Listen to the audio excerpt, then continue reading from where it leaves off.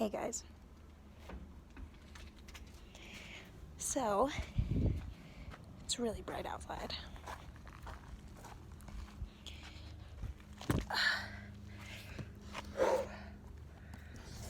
Oh my goodness gracious. Ow! Oh, I got a splinter. Fuck.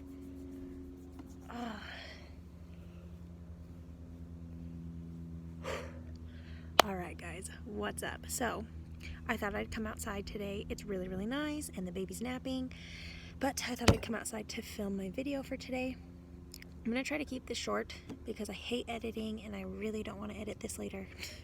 But today's video is going to be all about my pregnancy and my birth story. So before I even start, I just want to put like a disclaimer that my birth was super, super traumatic. And it's not going to be a good story. So let's just get right in. When I filmed this video earlier, I was given like lots of little details about like how I got pregnant, when I got pregnant, all that stuff. It was just too much. So pretty much I got pregnant in like January of 2018. I found out in February, and we broke the news to the family and everyone was happy.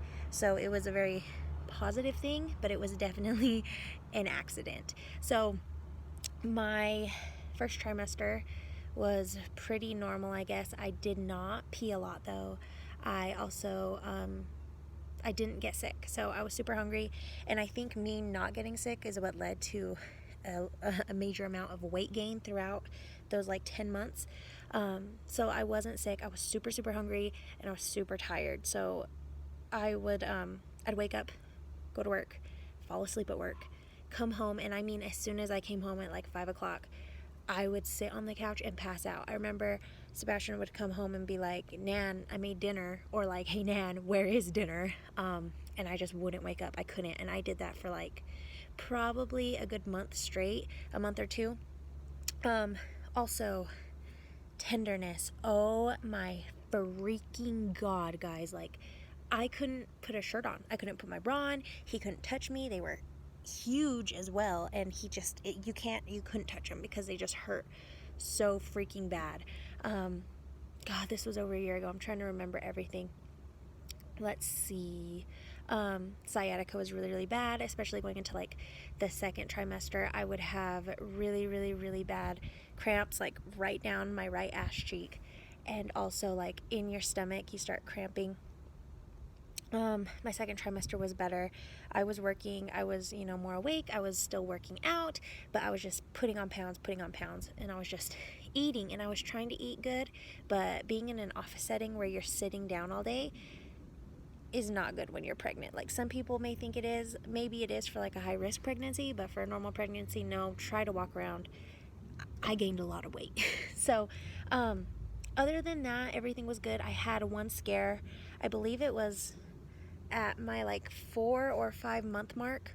I got out of the shower one day and my water kind of broke all over the floor, and it was midnight, and we rushed me to the hospital. No, I'm sorry. It was before midnight. It was like 8 o'clock, but we got out of the hospital at midnight.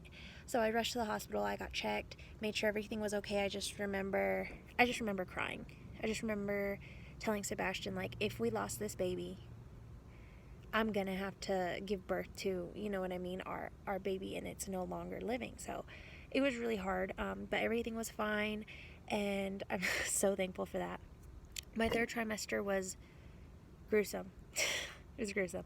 I was huge. My ankles were swollen.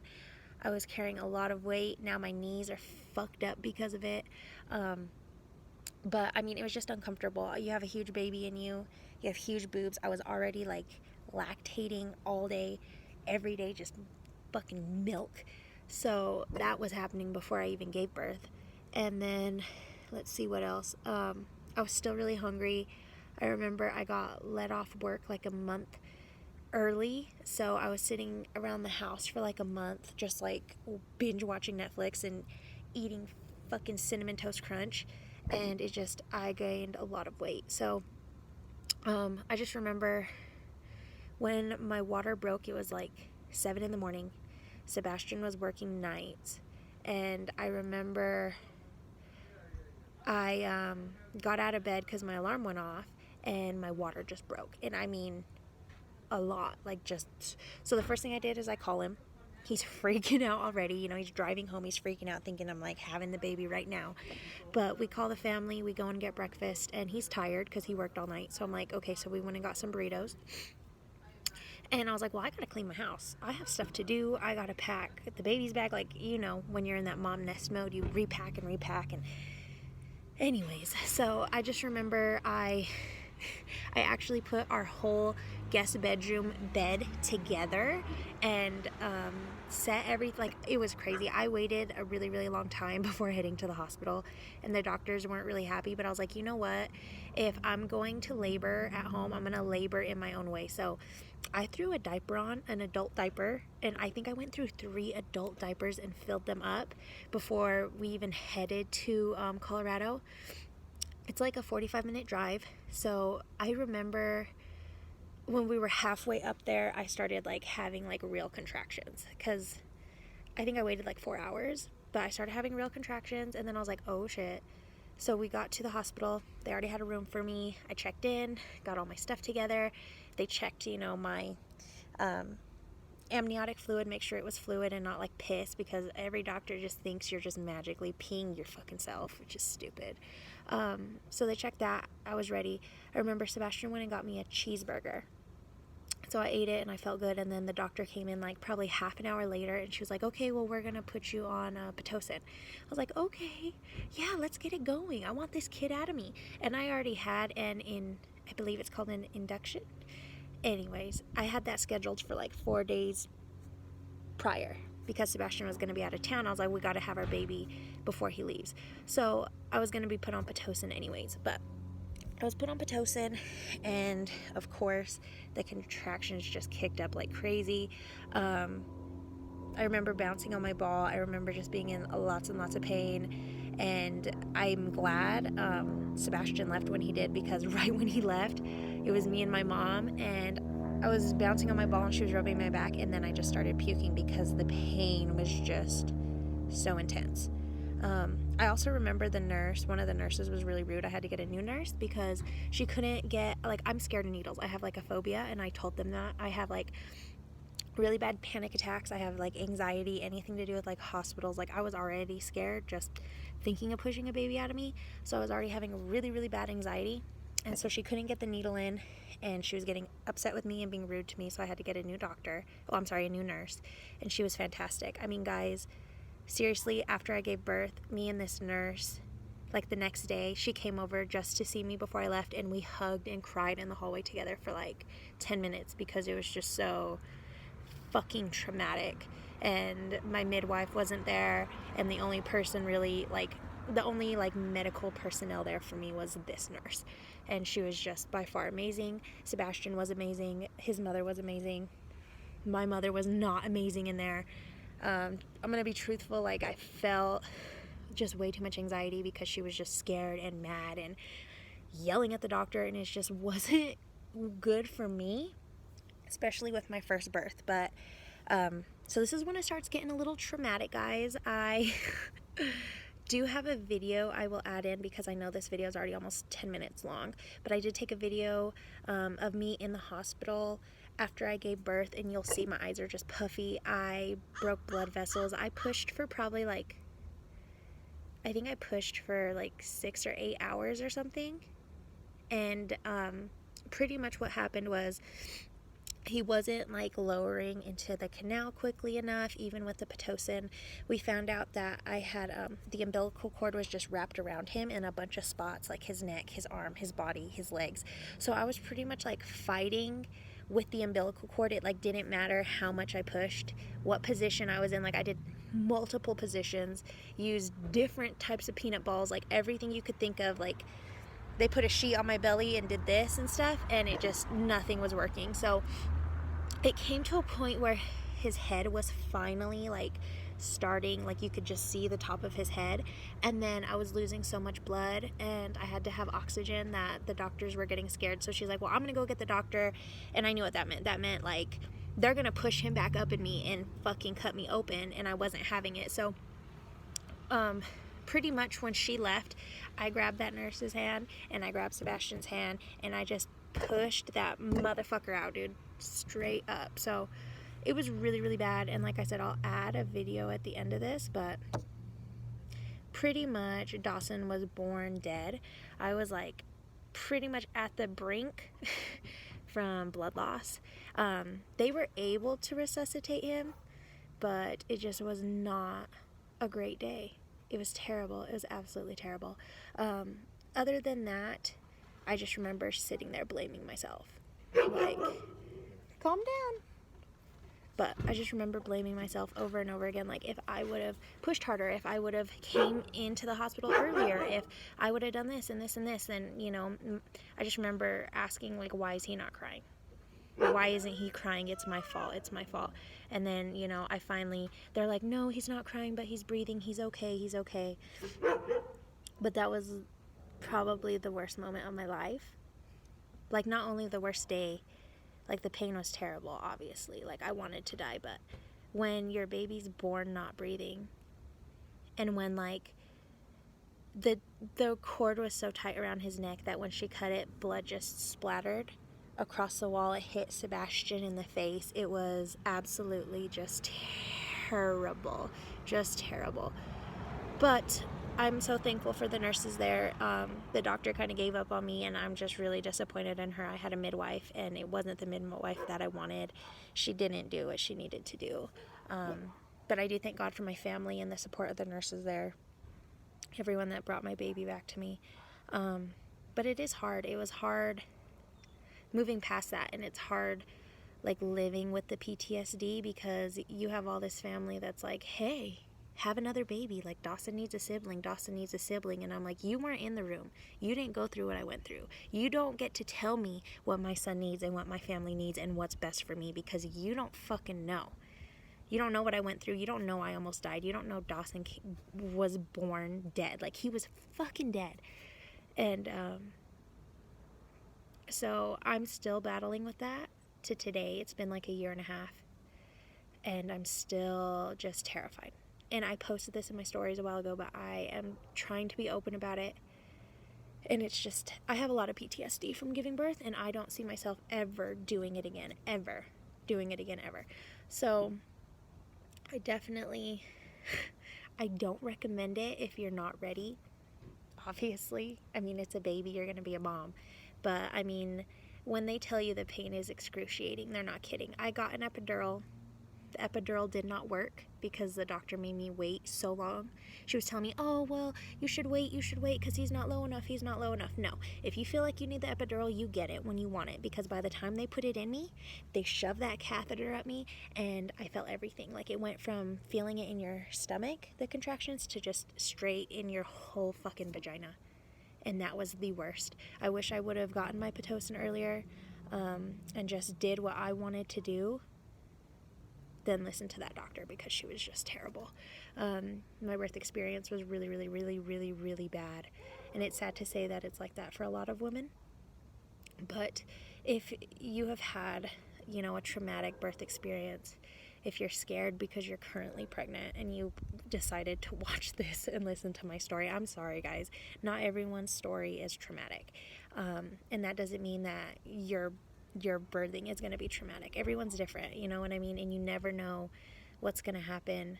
But I think the best thing you could do is have medical personnel there ready to help you, because your life is important as well. Just as important as your baby. So just take care of yourself, okay? And just be prepared for whatever happens. And just go in there. I remember telling Sebastian, I said, I'm scared, before we walked in, and we were sitting in the parking lot, and I was like, I'm scared. And he said, I know you are. And I was like, but I'm sorry. I said, I know I'm going in here for a positive reason. I know I'm going to go in and be in a lot of pain, and I don't know what's going to happen, but we're going to come out with more love. We're going to come out with our family. And I think that's what, like, pushed me through. But it was not good. it's still hard to talk about. Isn't that crazy? PTSD is real, guys. But other than that, like coming home, it was hard. Breastfeeding's hard. I'm just gonna kind of roll it all into one video. I had a hard time. Dawson wouldn't latch when we got home. I didn't have many stitches. I didn't rip because they said it, like, I was pushing for so long that I just gradually just like stretched. I think I had like 2 stitches, and I healed. The healing process was better than I thought. There's a lot of blood. Use your ice packs, use everything they give you, that numbing spray, use it. But other than that, the healing process wasn't bad because I didn't tear very much. Sorry, this is like a really, really busy highway next to my house, but so that was fine. I sat on a pillow and iced my shit. But he wouldn't latch onto me, so I felt defeated already as a person, as a mother, as a woman, as a human being. And so when he wouldn't latch, I broke down, and we had family over, and I didn't care because it's my house, it's my feelings, it's my life, and I bawled. I screamed and I bawled, and our family was just so shocked that they left. And Sebastian's mom was there for me, and my mom was there for me, and his dad went and bought me a pump, and I cried while Sebastian put that pump together. And I had to sit there and be told, and get it through my head that even though the baby won't latch, it's not my fault. I tried and tried for like a hard week, and he was just losing weight, so I had to do what was best for him. And formula's great, whatever. This isn't about breast milk or formula. This is just about my experience. But me remembering that, yes, pumping is still giving him what my body was meant to make for him. You know what I mean? Like, I'm still giving him what he needs, what I want to give him, what I make, what my body is meant to do. So I had to remember that. Like, it wasn't ideal, obviously, carrying a pump around and pumping 20 fucking times a day, but I swear to God, guys, I would make 10 ounces on each boob, and that's a full bottle on each fucking tit at least 8 times a day. So that was also a process. Pumping, storing milk, writing the dates, all that jazz. But it was totally worth it. He was so chubby and so healthy and so cute. But, sorry, here's another car. But after that, everything was good, and then, of course, body-wise, you're going to struggle with that. You're going to get depression. The baby blues that name doesn't do it justice, and I wish that nobody gets depressed, but it's probably gonna happen. I mean, how can you not be depressed, like, when your body's just done a total fucking 360, 180, whatever. I was not good at math, but you just watch yourself just get huge, and then you go through giving birth, and then you have to go through becoming a whole new person, and then a whole new body, and it's so much to handle at once. So just don't be hard on yourself and give yourself time, because I promise you, in a year from now, you're gonna feel 100 times better, as long as you do what's necessary for you, your body, and your baby. So I'm sorry for the rambling. I just really wanted to try to get all the important stuff into this video, and I tried not to cry. I'm such a crybaby. I swear I cry over fucking everything. Ask my sister-in-laws, they know. But I'm gonna add in those videos at the end of this so you guys can kind of see the state I was in. So I'm glad I could share this with you guys. I hope it was beneficial, and I'm sorry if it wasn't, but it's my birth story. It's what happened to me, and I feel the need to share it with you, because my page is all about body positivity, supporting moms, supporting pregnant women, just supporting everyone in general, and not being so fucking sad all the time, not hating yourself, not hating your body, not hating your stretch marks, not hating your boobs because, yeah, they sag a little because you fucking breastfed. It's hard, guys, but I really appreciate you guys watching my video. Don't forget to subscribe. I'm gonna try to post more videos. If you guys are interested in my fitness page, go to Instagram. My name is @ChandraChanelFit. Give me a like, give me a follow, all that good jazz. I'm probably not gonna edit this video because I'm lazy and because I want it to be raw. I just want to be real with y'all. So that was pretty much my birth story, and it's been good. I've really loved being a mom so far, and I'm gonna stop rambling now. All right, love y'all, bye.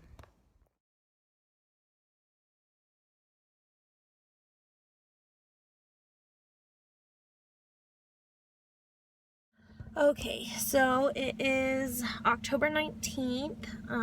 It's 8:16 in the morning right now. I am currently sitting in the truck because my honey is getting me breakfast at Blake's.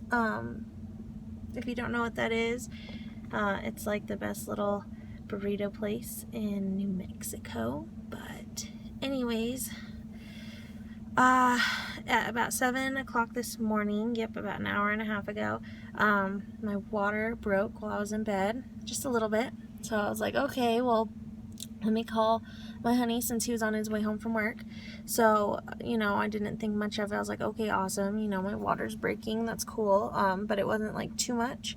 So then he got home and we decided to jump in the shower. And I just started like losing a lot of fluid, just like gushing and gushing and gushing a lot of fluid.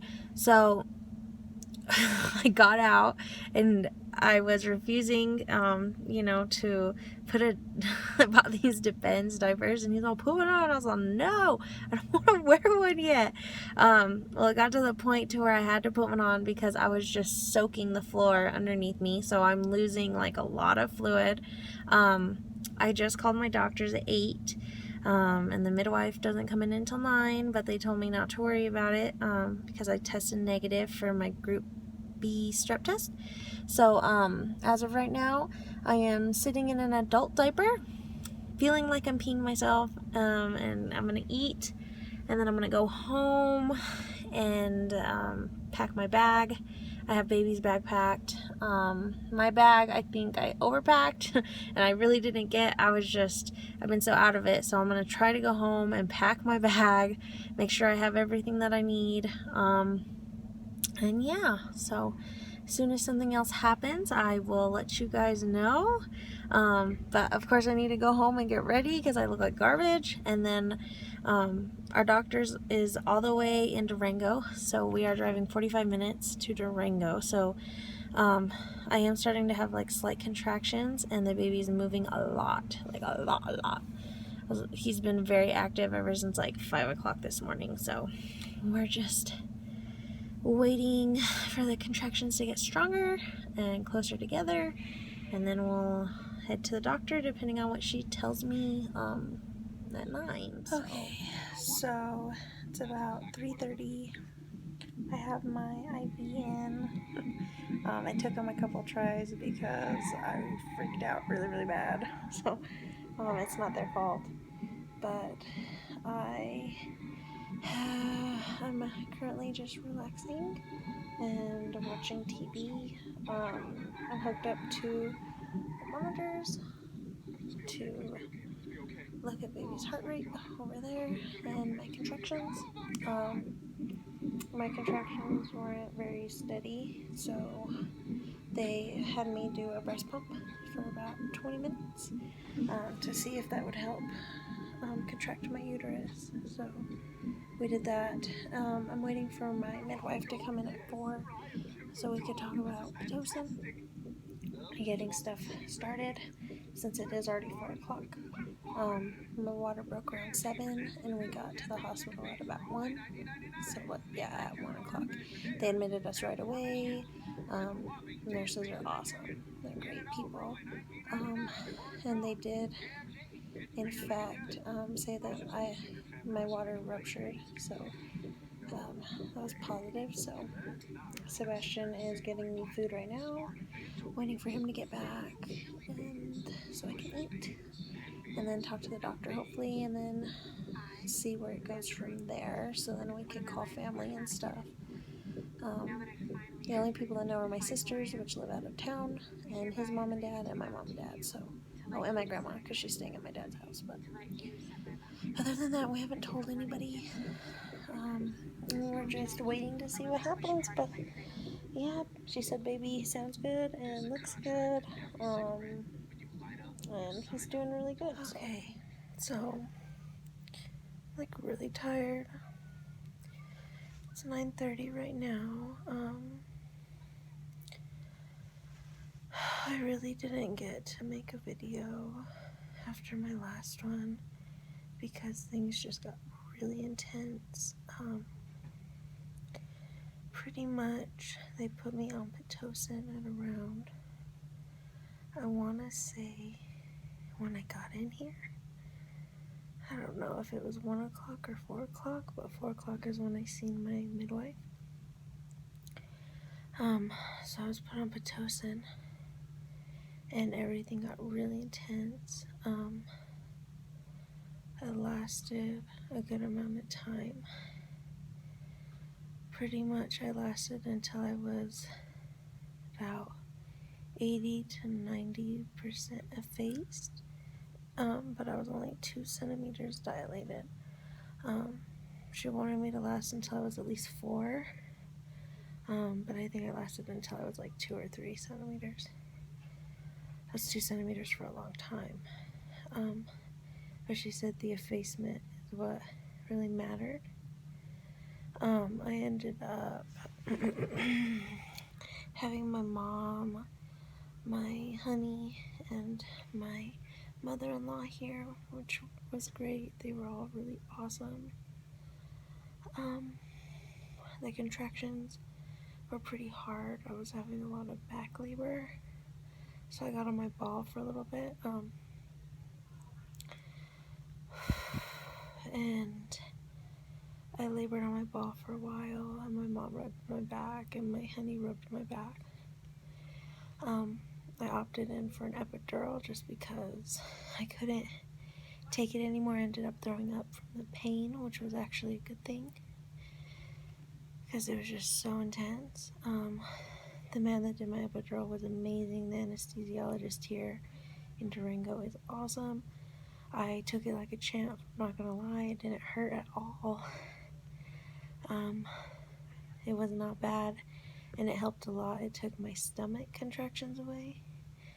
The only bad thing after that was I was feeling great, feeling good, and they came in and had to give me my catheter. Well, I felt everything. The catheter hurt so bad.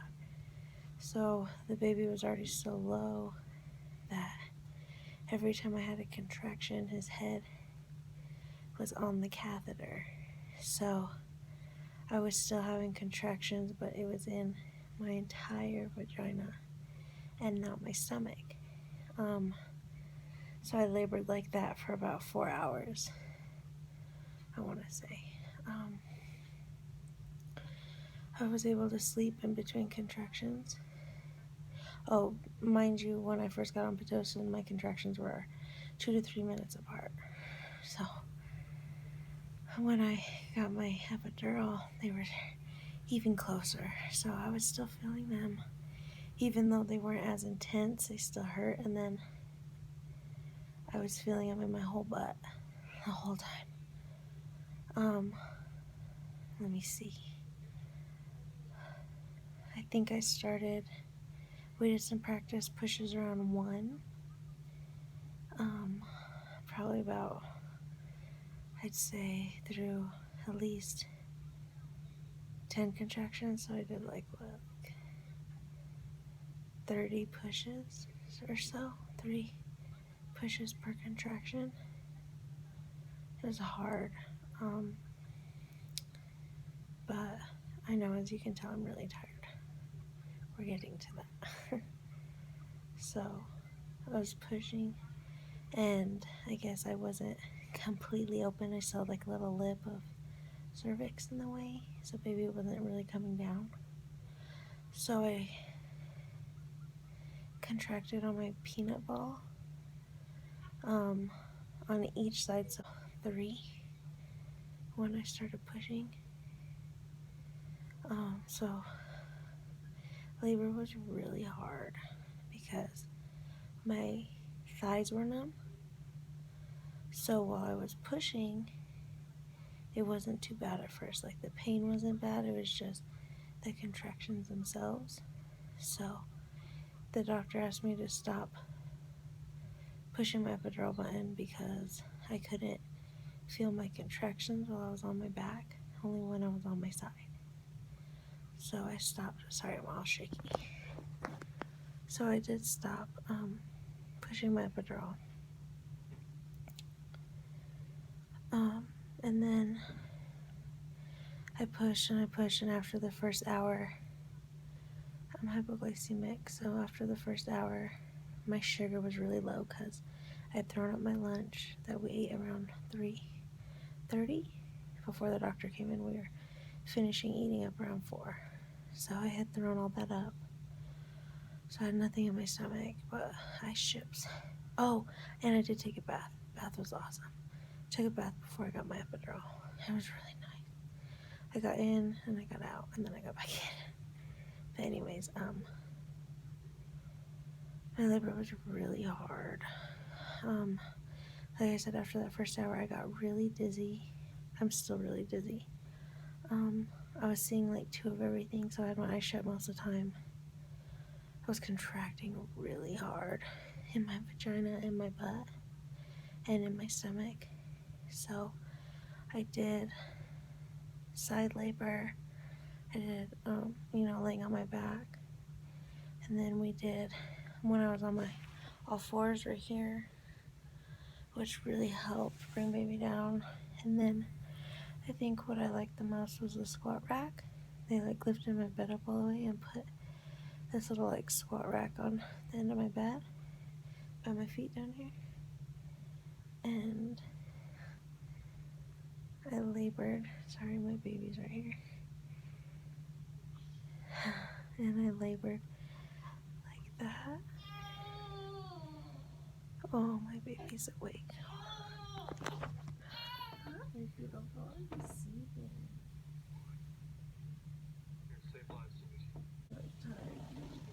Me? I'm fucking exhausted.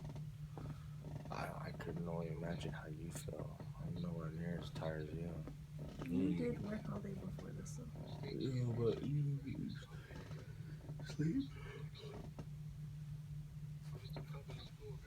It wasn't crazy. It was about 24 hours almost, our whole week. I stayed up 2 days with only 2 hours of sleep. Did you put him down or give him a knee and get some rest? You look tired. I think he could use some time to sleep too. Put him in his sleep, and we could all sleep. Okay, buddy.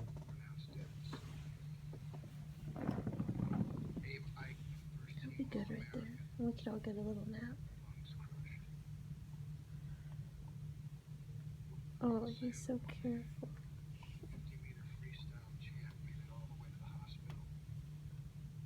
He's so strong, he's already trying to move his little head around all by himself.